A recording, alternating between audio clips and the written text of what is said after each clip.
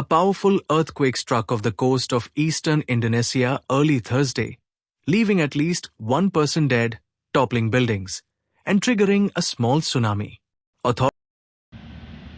Kita sementara duduk, ada minum teh. Kong dikira ini anak goyang-goyang itu koi. Intau so gempa, no? Tapi anak sebab taria, mak, turun, mak, cepat, mak, turun. Jadi langsung turun, no, kasih cari tangga darurat sampai rikiso masuk di. Authorities are now assessing the full scale of damage as rescue teams work to help affected communities. According to the US Geological Survey, the undersea earthquake measured a magnitude of 7.4. Hari Selasa, 2 April 2026. Saat ini pasca terjadinya gempa 7,6 di titik antara Pulau Maluku, Halmahera, dan Manado.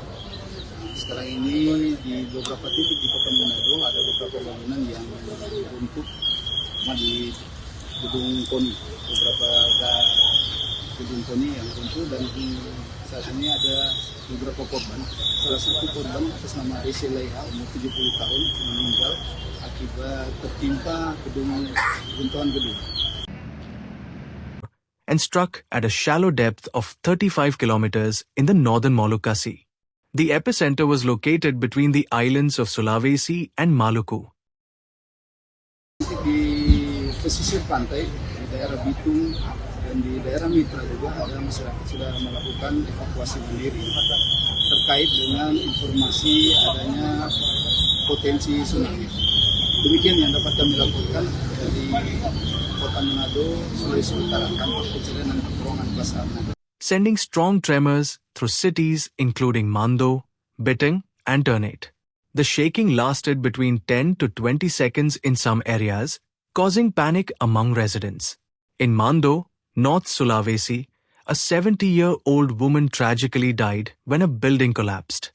Another resident sustained injuries, while at least 3 others were hospitalized in Ternate. Videos from the scene showed damaged structures, flattened houses, and crowds rushing into the streets to avoid collapsing buildings. Authorities reported dozens of aftershocks, the largest measuring magnitude 6.2, adding to fears and disruption in the affected areas. We had just woken up when the earthquake hit. The shaking was very strong, and we all ran out of the house, said Bitung resident Martin Mandiki. The earthquake also triggered a small tsunami, with waves reaching up to 75 centimeters, or about 30 inches, above normal tide levels along parts of the North Sulawesi coast. The Pacific Tsunami Warning Center initially warned of hazardous waves within 1,000 kilometers, affecting parts of Indonesia, the Philippines, and Malaysia. However, the warning was lifted a few hours later as the risk subsided.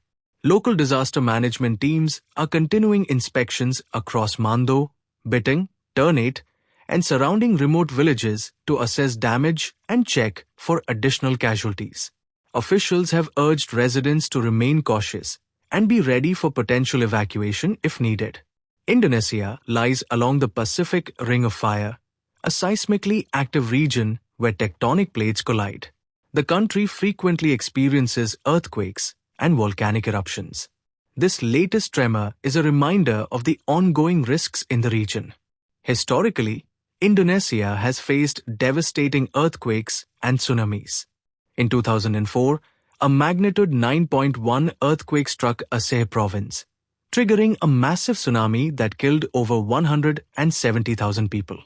While this week's earthquake is less severe, authorities are emphasizing vigilance and preparedness. Residents described scenes of panic and disruption. Some fled their homes without finishing their morning routines, while schools and neighborhoods emptied as people sought safety outdoors. Power cuts and falling items added to the chaos. Although in some areas, structural damage appeared limited.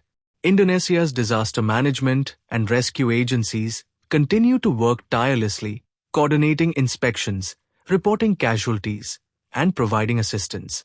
Authorities stress the importance of following safety guidelines during aftershocks and potential secondary waves.